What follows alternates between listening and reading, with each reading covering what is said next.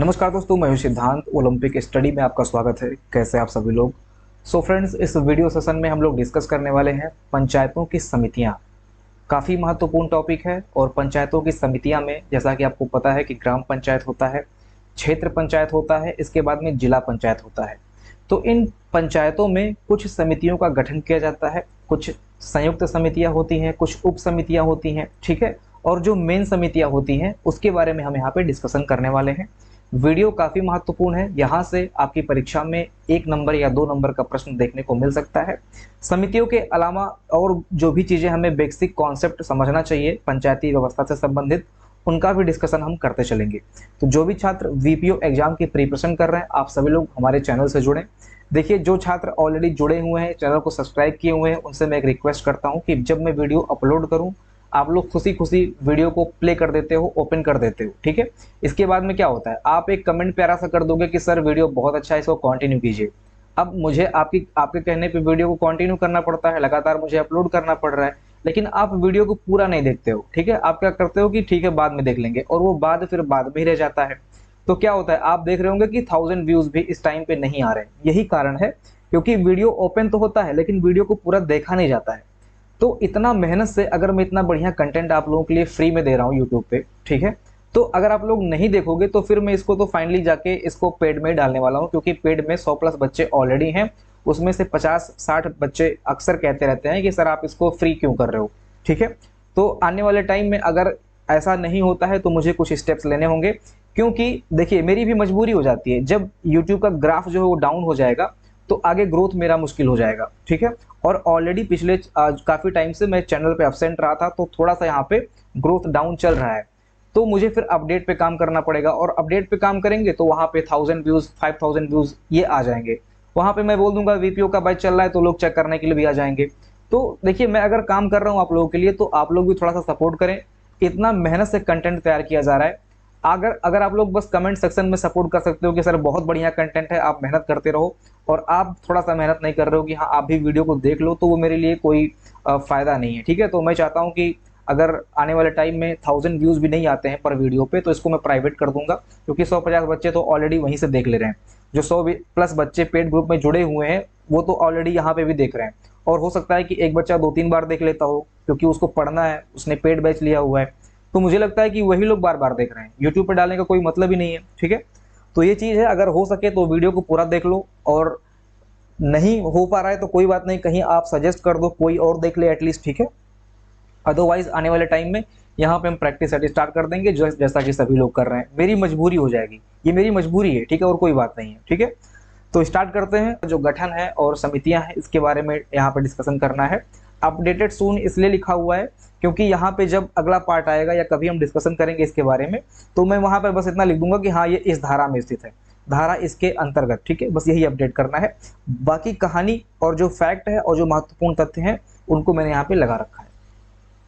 अब ग्राम पंचायत की समितियां समझ लेते हैं क्या है। देखिए, ग्राम पंचायत गांव की कार्यपालिका अर्थात मंत्रिमंडल होती है, ठीक है।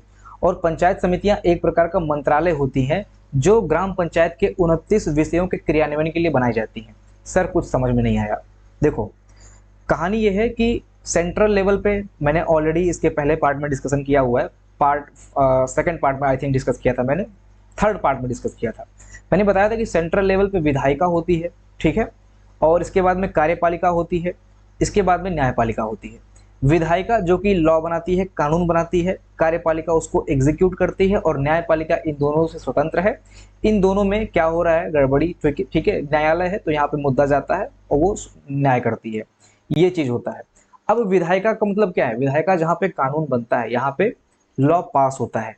इसी तरह से विधायिका के लेवल पे ग्राम स्तर पे अगर हम आते हैं तो ग्राम सभा होती है, ठीक है। तो ग्राम सभा को हम विधायिका से कोरिलेट कर सकते हैं। यहाँ पे जो लोग होते हैं, जैसा कि हम हैं, आप हैं, 18 साल अगर प्राप्त कर लिए हैं, तो यहाँ पे क्या करेंगे, हम लोग वोट देंगे। और वोट देना ही एक तरह से क्या है, प्रोसेस है कानून के पास होने का, यानी कि हमारे अध्यक्ष के चुनने का, यानी कि प्रधान चुनने का, ठीक है। तो यहाँ पे आप एक तरह से क्या कर रहे हो, एक तरह से बिल पास कर रहे हो, कानून पास कर रहे हो अपने वोट का यूज करके। ओके, 18 साल इसकी उम्र है, और ये अस्थाई है। जब तक आपका डेथ नहीं हो जाता है तब तक आप वोट डालते हैं, आप अस्थाई रहते हैं, परमानेंट रहते हैं। जब आपने वोट डाल दिया, ठीक है। अब यहाँ से देखिए, विधायिका ने अगर कानून पास कर दिया तो उसको एग्जीक्यूट कराना है, एग्जीक्यूट कराने के लिए ऑफिसर्स नियुक्त किए जाते हैं, ठीक है। तो वहाँ पे क्या होता है, तो वो सेंट्रल लेवल की बात हो गई। अब अगर हम ग्राम स्तर पे बात करते हैं तो यहाँ पे हमने वोट दिया, अध्यक्ष चुना हमने, ग्राम प्रधान जिसको हम लोग बोलते हैं प्रधान, प्रधान को हमने चुन लिया, सदस्य को हमने चुन लिया। अब ये लोग क्या होगा, ये लोग समझ लो कि ऑफिसर्स हो गए गांव के, और ये जो प्रधान है ये हेड है, ये सब कुछ देखने वाला है। ग्राम का जो हेड होता है, अध्यक्ष होता है, वो ग्राम प्रधान होता है। समितियों का भी जो हेड होता है वो ग्राम प्रधान ही होता है, ठीक है। तो यहाँ पर क्या है, अब ये क्या करेंगे, ये लोग मिलके जो भी योजनाएं, विकास कार्यक्रम ब्लॉक से होके हमारे गांव तक पहुंचेंगी, उसको ये लोग एग्जीक्यूट करेंगे इन समितियों के यूज, इन समितियों की सहायता करके। क्योंकि प्रधान सारी चीजें तो नहीं कर सकता है, प्रधान ही जाके ब्लॉक से समितियों के बारे में डिटेल लाए, प्रधान ही उसका खाका तैयार करे, प्रधान ही उस पर निर्णय ले, प्रधान कैसे एग्जीक्यूट करना है, तो वो तो हो नहीं पाएगा। तो वो क्या करते हैं, वो समिति बनाते हैं, और समितियों में वो जो सदस्य होते हैं उन समितियों की बैठक होती है, और वहीं पे डिसाइड होता है कि कैसे हमें योजनाओं को क्रियान्वित करना है, ठीक है, आगे बढ़ाना है, उसकी फंडिंग कैसे करनी है, खर्चा वर्चा कैसे करना है, भवन निर्माण के लिए कोई योजना आ रही है, स्वास्थ्य रिलेटेड कोई योजना आ रही है, ठीक है। इसके बाद में अगर हम बात करें भूमि से संबंधित जो भूमि प्रबंधन समिति है, वहां से कुछ चीजें निकल के आ रही है, वहां पर खाका तैयार करना है। तो इन सभी का निर्णय जो होता है वो बैठकों में ही होता है। और जो ग्राम प्रधान की उम्र होती है वो 21 साल होती है, और ये अस्थायी होता है, क्योंकि आपको पता है कि हर 5वें साल पे इसका इलेक्शन होता है, चुनाव होता है, ठीक है। बाकी न्याय पंचायत, जैसे न्यायपालिका उधर स्वतंत्र है, ऐसे ही न्याय पंचायत की हम यहाँ पे चर्चा नहीं करेंगे। अभी न्याय पंचायत हमारे उत्तर प्रदेश में लगभग खत्म है, 1977 के बाद से लगभग खत्म है, ठीक है। डिटेल जानना चाहते हो तो इसके पहले का वीडियो देख लीजिए, उसमें सारी चीजें मैंने बताई है न्याय पंचायत के बारे में। तो आपको एक बेसिक जानकारी मिल गई। अब आते हैं, देखिए ये मैंने इसलिए बताया क्योंकि यहाँ पर बार बार जैसे ये कार्यपालिका, मंत्रिमंडल, ये सारी चीजें यूज हुई हैं। तो कार्यपालिका और मंत्रिमंडल को मैंने आपको समझा दिया कि एक राजा अगर है तो उसको राज्य करने के लिए मंत्रियों की जरूरत पड़ेगी, और मंत्री यहाँ पे क्या है, वही समितियां हैं, ठीक है। ये बात समझ में आ गई आपको। अब मैं थोड़ा सा इसको साफ करता हूं। चलिए, तो हम फिर से समझ लेते हैं, एक बार मैप बना के समझ लेते हैं, ठीक है। देखिए, ये गांव हो गया आपका, और इस गांव का एक राजा हो गया जिसको हम बोल सकते हैं प्रधान, ठीक है। और इसके आसपास ये सदस्य होंगे, ठीक है, ये सदस्य होते हैं, और ये सदस्य मिलकर एक कमेटी बनाते हैं जिसको हम लोग समिति बोल सकते हैं। तो एक कमेटी ये हो गई, एक कमेटी ये हो गई, एक कमेटी ये हो गई, ठीक है, एक कमेटी ये हो गई, जिसको हम समिति बोलते हैं, कमेटी को समिति बोलते हैं। तो हमने नाम दे दिया कि ये शिक्षा कमेटी है, शिक्षा से रिलेटेड काम देखेगी। ये प्रशासनिक कमेटी है, ठीक है, ये प्रशासनिक कमेटी हो गई। इसके बाद में अगर हम अन्य कमेटियों की बात करें तो एक आपका जल प्रबंधन कमेटी है, ठीक है। और इसके बाद में आपका जो कल्याणकारी योजनाएं आती हैं उससे रिलेटेड एक कमेटी होती है, ठीक है। तो कुल मिला के 6 कमेटियां होती हैं, और इन कमेटियों में जैसे इन सदस्यों ने कमेटी बनाई थी, और ये सदस्य यहाँ पे भी उपस्थित होंगे, और यहाँ पर एक सभापति को नियुक्त किया जाता है, ठीक है। सभापति देखिए उप प्रधान भी हो सकते हैं, प्रधान भी हो सकते हैं, ठीक है। तो ज्यादातर जो कमेटियों के सभापति होते हैं वो प्रधान ही होते हैं। कहीं कहीं शिक्षा कमेटी जो है, यानी कि जो शिक्षा से रिलेटेड समिति है, वहां पे कहीं कहीं मैंने देखा हुआ है कि इसका जो सभापति होता है वो उप प्रधान लिखा हुआ है, लेकिन मैंने यहाँ पे प्रधान लिखा हुआ है। और बाकी जो होगा उसको मैं करेक्ट करूंगा, क्योंकि मुझे दोनों डेटा मिला, एक बार शिक्षा कमेटी के जो सभापति हैं वो प्रधान देखने को मिला, और एक बार उप प्रधान देखने को मिला। तो प्रधान आप मान के चलें कि प्रधान ओवरऑल सभी का हेड होता है, सभापति होता है, ठीक है। तो ये चीज समझ में आ गया कि प्रधान के अंतर्गत जो राजा है, ये प्रधान है, इसके अंतर्गत कमेटियां होती हैं, और इन कमेटियों के माध्यम से जो योजनाएं बाहर से आती हैं वो लोगों तक पहुंचाई जाती हैं। ओके, समझ लिया पूरा फॉर्मेट हम लोगों ने। अब हम आते हैं कि एक्चुअली काम क्या है भाई। चलो ठीक है, ये हमने समझ लिया कि ऐसे ऐसे काम होता है, लेकिन काम क्या है, विषय क्या है, आखिर में काम कहाँ से मिलता है, तो इनके पास टॉपिक कहाँ से आते हैं। तो टॉपिक दोस्तों यही है, ये जो टॉपिक्स हैं आप देख रहे हो, जो 11वीं अनुसूची में जो 29 कार्य दिए गए हैं, जैसे कृषि विस्तार, मछली पालन, पशुपालन, लघु वन उत्पाद, खादी ग्राम कुटीर उद्योग योजना, ठीक है। इसके बाद में ग्रामीण पेयजल, तो यहीं से काम निकल के आते हैं। बहुत सारे काम है, 29 काम यहाँ पे दिए हुए हैं, और इन्हीं से जो कोई कार्यक्रम वगैरह निकलता है, ठीक है, कोई योजना वगैरह आती है, कोई वितरण प्रणाली है, मनरेगा वगैरह हो गया, इसके बारे में जो चीजें होती हैं, ठीक है। तो बहुत सारी चीजें होती हैं, और इन्हीं से रिलेटेड जो डिसीजन होता है ये समितियां वहां पे लेती हैं। तो काम की कमी नहीं है इनके पास, लेकिन काम होता नहीं है, काम करते नहीं है ये लोग। दिक्कत ये है। तो इसका भी डिस्कशन हम करेंगे। थोड़ा सा मैंने इस टॉपिक पे लिख रखा है कि होता क्या है एक्चुअली में पंचायत में। कागजी कार्यवाही कुछ और होती है, कागज में देखने को कुछ और मिलता है। जिस तरह से पंचायती राज व्यवस्था को 1947 और 61 में दर्शाया गया है, अगर उस तरह से काम हो जाए, अगर उस तरह से सारी चीज़ें हों, तो इतना बढ़िया अच्छे से गांव का जो लेवल है, जो डेवलपमेंट है, वो बहुत अच्छे स्तर पे होगा। लेकिन वो चीज़ें बस कागजी होती हैं, ठीक है। कौन सदस्य जाता है बैठक में पार्टिसिपेट करता है, कौन ग्राम सभा का सदस्य जाता है वहाँ पे अपनी बातचीत रखने, सब तो बिजी हो गए, ठीक है। तो कोई जाता नहीं है, तो प्रधान ही एक है, एक छत्र राज है प्रधान का, इसीलिए लोग प्रधान ही लड़ते हैं और फायदा लेते हैं, क्योंकि प्रधान ही यहाँ पे सब कुछ हो गया है। सदस्य का मतलब जीरो हो गया है, ग्राम सभा का सदस्य का मतलब जीरो हो चुका है। तो ये चीज होता है। देखिए अब पढ़ते हैं इसमें क्या लिखा हुआ है। तो हमने पढ़ लिया सारी चीजें, और ये हमने देखा कि जो 29 विषय हैं, इसी पे कार्यों का क्रियान्वयन करने के लिए ये कमेटी बनाई गई है। अब हम आते हैं ग्राम पंचायत समितियों का जो इतिहास है, इसको देख लेते हैं। बहुत ही महत्वपूर्ण पॉइंट्स हैं, इनको समझते चलते हैं। देखिए 73वें संविधान संशोधन के द्वारा जब पंचायतों को संवैधानिक रूप प्रदान किया गया, तब पंचायती राज अधिनियम की धारा 29 में ग्राम समितियों को संगठित करने की बात की गई। तो ध्यान रखना कि 73वें संविधान संशोधन के बाद में पहली बार धारा 29 में ग्राम समितियों को संगठित करने की बात कही गई, परंतु अधिनियम में समितियों के गठन की विस्तृत रूपरेखा नहीं थी। तो गठित करने की तो बात कही गई धारा 29 में, लेकिन विस्तृत रूपरेखा नहीं थी कि इनका कार्यकाल क्या होगा, इनके सभापति कौन होंगे, कैसे चुनाव होगा, कैसे बैठक होगा, तो कुछ डिस्कशन नहीं था। मतलब कुछ वहां पे बताया नहीं गया था, बस हाँ एक कमेटी बननी चाहिए, संगठित होनी चाहिए, बस ये लिखा गया था धारा 29 में, ठीक है। अब देखते हैं इसके बाद में क्या हुआ। अधिनियम में राज्यों को ग्राम पंचायत समितियों के गठन संबंध में, राज्यों को ग्राम पंचायत समितियों के गठन के संबंध में अधिसूचना के द्वारा ग्राम पंचायतों को निर्देश दिया गया।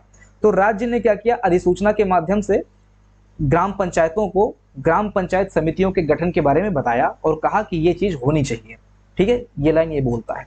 इसके बाद में पंचायतों को संवैधानिक स्वरूप प्राप्त होने के बाद, जब पंचायतों को संवैधानिक स्वरूप प्राप्त किया गया, ठीक है, इसके बाद में यानी कि 93 के बाद में उत्तर प्रदेश में 95 में, ठीक है, उत्तर प्रदेश की बात करें तो उत्तर प्रदेश में 95 में ग्राम पंचायत के चुनाव संपन्न हुए।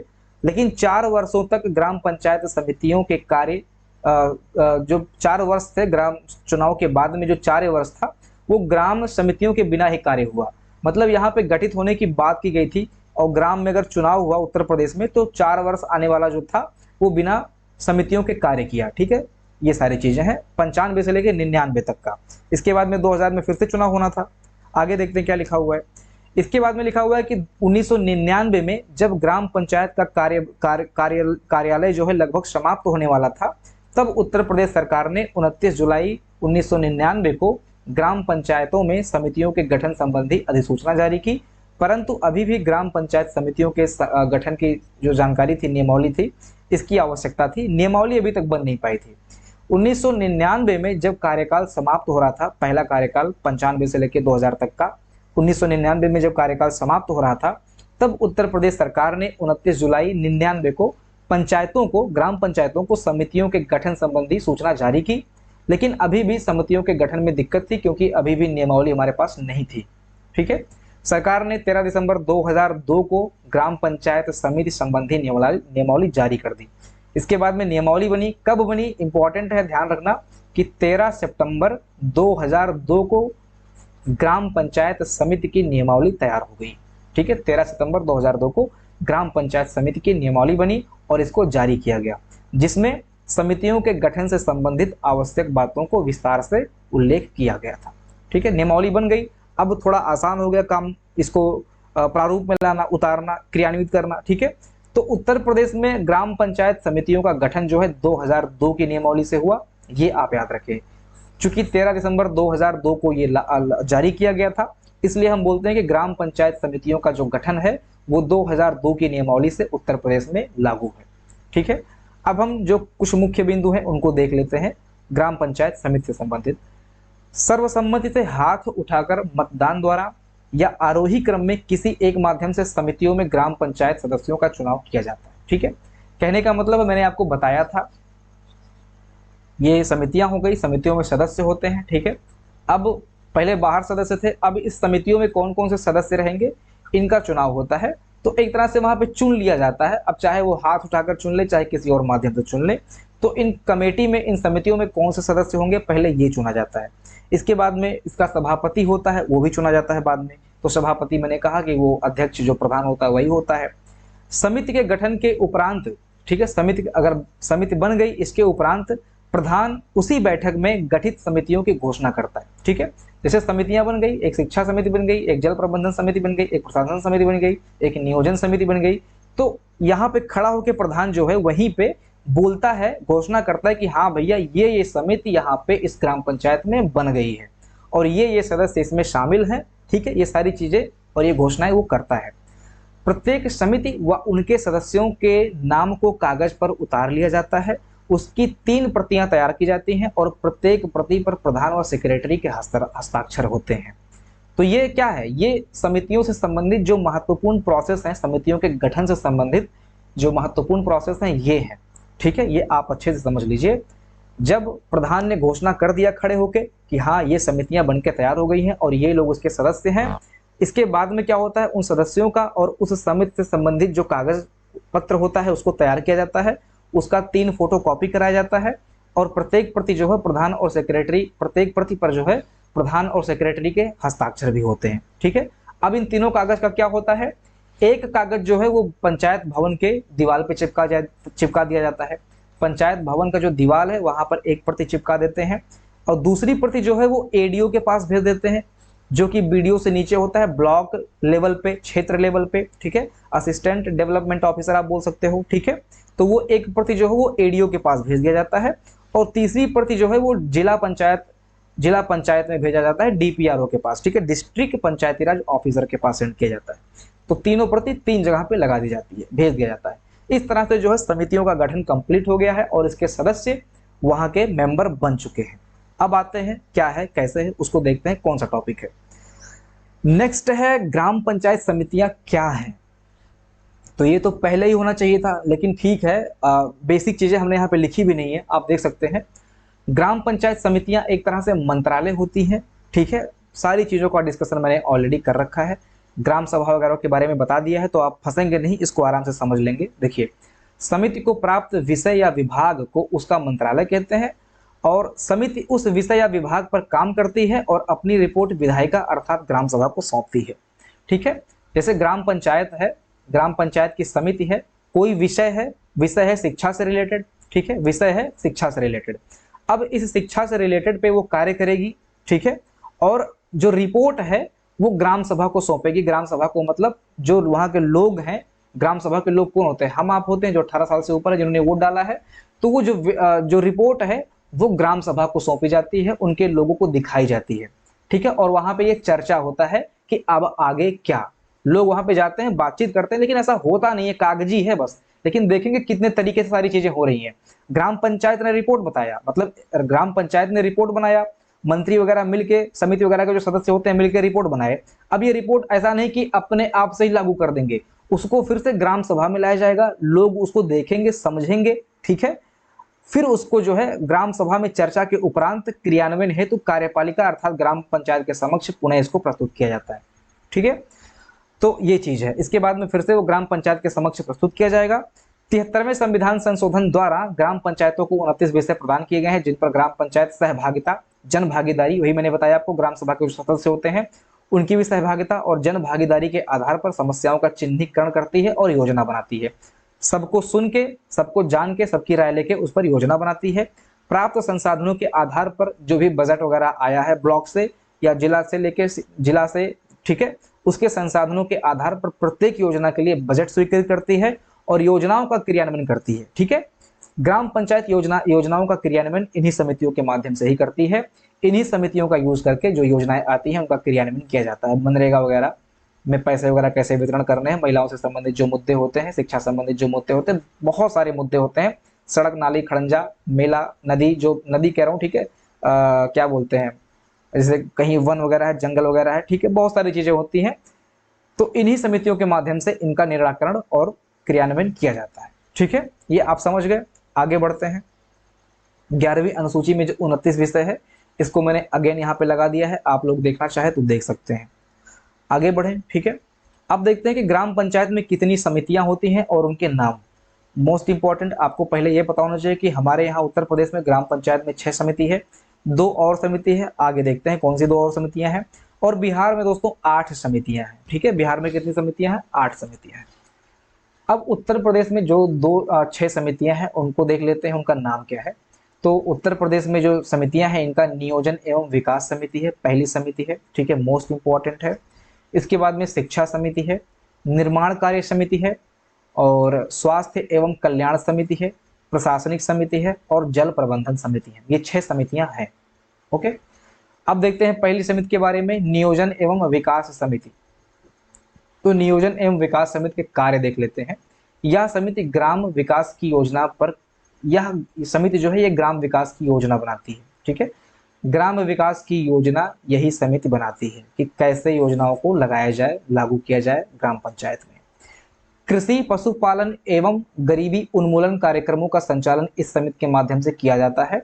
तो ये 2 लाइन मोस्ट इंपॉर्टेंट है इस समिति के बारे में। ठीक है, एग्जाम में प्रश्न बनेगा, कृषि, पशुपालन एवं गरीबी उन्मूलन किस समिति के अंतर्गत, ये कार्य किस समिति के अंतर्गत आते हैं? तो नियोजन एवं विकास समिति के अंतर्गत आते हैं। एग्जाम में आपसे ऑप्शन जो देगा वो प्रशासनिक समिति दे देगा, स्वास्थ्य कल्याण समिति दे देगा। ठीक है, तो इस टाइप से आप मतलब कुछ ऐसा नाम वहां पे चेंज कर देगा मे बी कि आपको लगेगा कि ये ऑप्शन हो सकता है, लेकिन आप ध्यान रखना नियोजन एवं विकास समिति कृषि, पशुपालन, गरीबी उन्मूलन कार्यक्रमों को भी देखता है और ग्राम विकास की योजनाओं को यही बनाता है और उसको लागू करता है। ठीक है, इसके बाद में जो अन्य समितियां आप देख रहे हैं, जैसे जल प्रबंधन समिति हो गई, कल्याण समिति हो गई, प्रशासन, अन्य समितियों के लिए भी नियोजन निर्माण में भागीदारी करता है। ठीक है, अन्य समितियों के लिए भी जो नियोजन निर्माण हो सकता है, कार्यक्रम वगैरह हो सकता है, उसके निर्माण में ये भागीदारी करता है, क्योंकि इसका नाम ही है नियोजन एवं विकास समिति। तो नियोजन एवं विकास समिति जो है ये सभी समितियों को देखता है और इसकी जो योजनाएं आती हैं उसमें ये भाग लेता है और प्रोसेस में लाता है। ठीक है, इसके बाद में आप देख सकते हैं कि नियोजन एवं विकास समिति ही ग्राम सभा की बैठक में लाभार्थियों का सही चयन सुनिश्चित करती है। किसको लाभ मिलना चाहिए, किसको लाभ नहीं मिलना चाहिए, यही तय करती है नियोजन एवं विकास समिति। ओके, इसके बाद में अब देखते हैं कि नियोजन एवं विकास समिति का गठन। तो गठन जो आप देख रहे हैं यहाँ पे, ये गठन लगभग जितनी समितियां हैं सब में सेम है। तो गठन आप एक बार अच्छे से समझ लें, बाकी सभी समितियों में गठन सेम रहने वाला है। जैसे अगर हम गठन की बात करते हैं, नियोजन एवं विकास समिति के गठन की बात करें, तो जो इसका गठन है, प्रधान इस समिति का सभापति होता है, पहला पॉइंट याद रखना है। ठीक है, मोस्ट इंपॉर्टेंट है।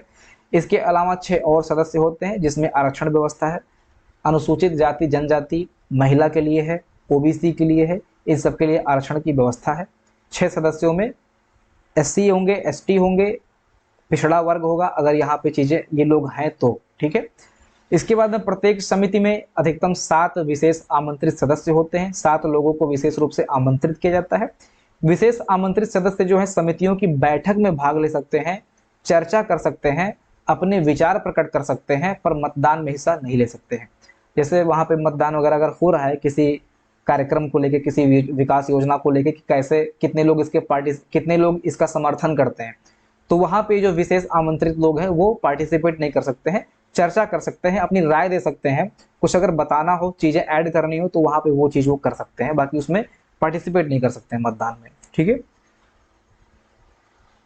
इसके बाद में अगर हम बात करें हैं शिक्षा समिति के कार्य पहले देख लेते हैं। तो नाम से ही स्पष्ट है, शिक्षा से रिलेटेड जो कार्य होगा, विकास कार्य होगा। ठीक है, वो यहाँ पे आता है। जैसे प्राथमिक विद्यालयों एवं शिक्षकों की उपस्थिति सुनिश्चित करना, टीचर आ रहा है कि नहीं आ रहा है, बच्चे आ रहे हैं कि नहीं आ रहे हैं, इनकी उपस्थिति सुनिश्चित करता है शिक्षा समिति के माध्यम से। वही मैं कह रहा था कि कहीं कहीं इसका जो सभापति होता है उसको उप प्रधान बनाया जाए, कहीं कहीं उप प्रधान इसका सभापति होता है और कहीं कहीं प्रधान इसका सभापति होता है, तो आप लोग कंफ्यूज मत होना। ठीक है, पढ़ाई की गुणवत्ता की जांच करता है, विद्यालयों की छात्रवृत्ति की जांच करता है, प्राथमिक विद्यालयों में पढ़ाई के स्तर को सुधारने के लिए आधारभूत सुविधाएं जैसे भवन, जल, किताब, शौचालय आदि की योजनाएं तैयार करता है एवं ग्राम पंचायत की बैठक में प्रस्तुत करता है। यदि स्कूल संबंधी कार्यों में किसी प्रकार की समस्या आ रही है तो इसकी लिखित रूप से शिकायत ये बेसिक शिक्षा अधिकारी को देता है।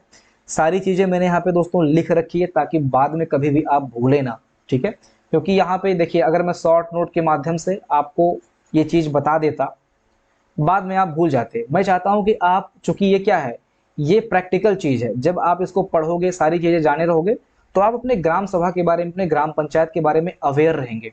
इसलिए मैंने यहाँ पे सारी चीज़ों को उतारा है, अच्छे से इसको लिखा है, ताकि आप लोग जानकारी प्राप्त करें कि आपके यहाँ हो क्या रहा है, आपके ग्राम पंचायत में क्या होता है, कैसे कार्य होता है। आप कहीं जाए ग्राम पंचायत सभा में तो कैसे आपको बोलना है, ठीक है, वो सारी चीजें आपको पता होनी चाहिए कि यह प्रधान है, इनकी शक्ति ये है, ये उप प्रधान है, इनकी शक्ति ये है, सदस्य ये होते हैं। तो आपको जब जानकारी रहेगी, समिति ये होती है, तो आप वहां पे आराम से बोले जाएंगे, अपनी बात रख पाएंगे। तो ये चीजें होती हैं, ठीक है, ग्राम सभा के सदस्य के रूप में। ठीक है, तो अब हम देख लेते हैं कि शिक्षा समिति का गठन कैसे होता है। तो जैसा कि मैंने बताया कि सभापति प्रधान होता है, और जो चीजें हैं सेम, आरक्षण व्यवस्था, पिछड़ा वर्ग का एक सदस्य और 7 विशेष आमंत्रण, वो यहाँ पे भी आपको देखने को मिल रहा है।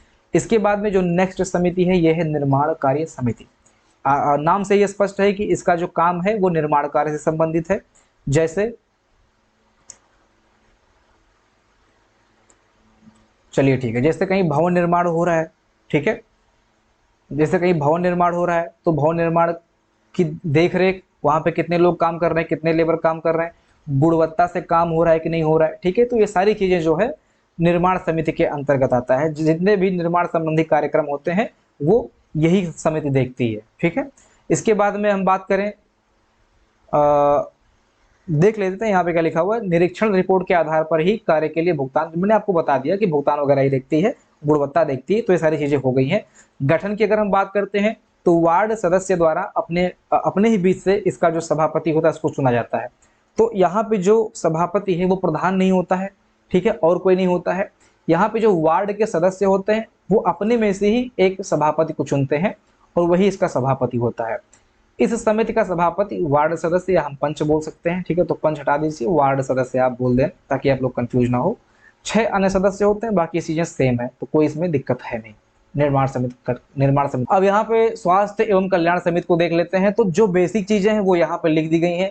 आपके पास इतना सेंस है कि आप इसको समझें। अब इस पे 1 घंटा टिप्पणी करना, बोलना बेकार है। बस इतना जान लीजिए कि स्वास्थ्य एवं कल्याण समिति है तो बच्चों एवं माताओं के टीकाकरण हेतु व्यवस्था होगा। स्वास्थ्य कार्यकर्त्री होती हैं, जैसे आशा बहू हो गई, आंगनबाड़ी हो गई, और भी जो लोग काम करती हैं, जो गांव क्षेत्र में स्वास्थ्य कार्यकर्त्री होती हैं, ठीक है, संगिनी हो गई।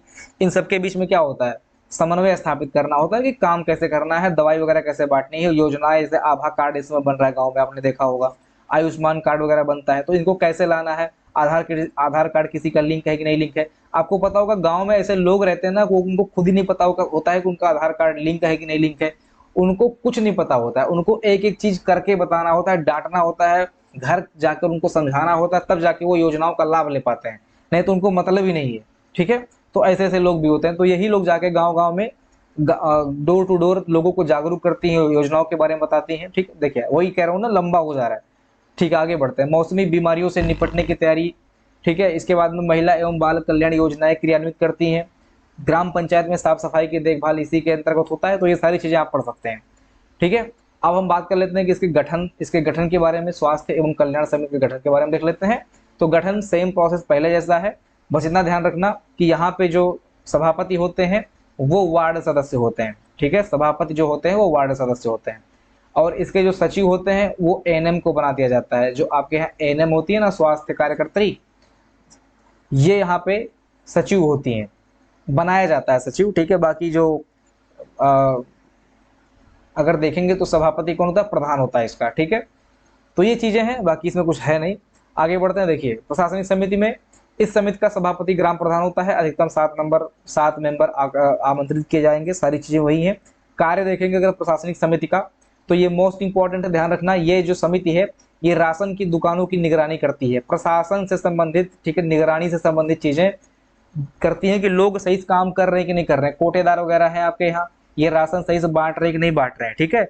और जो कर्मचारी हैं, जो ग्राम पंचायत से रिलेटेड कर्मचारी हैं, वो सही से काम कर रहे हैं कि नहीं कर रहे हैं, उनके काम पे निगरानी, यही काम है प्रशासनिक समिति का, ठीक है। तो ग्राम पंचायत के कर्मचारियों की निगरानी करता है। प्रशासनिक समिति है गांव में शांति व्यवस्था भी बनाए रखती है कि गांव में कोई मुद्दा वगैरह हो रहा हो तो ये समिति जो है, इसके सदस्य जो है वहां पहुंचते हैं, चीजों का निपटारा करते हैं, ठीक है।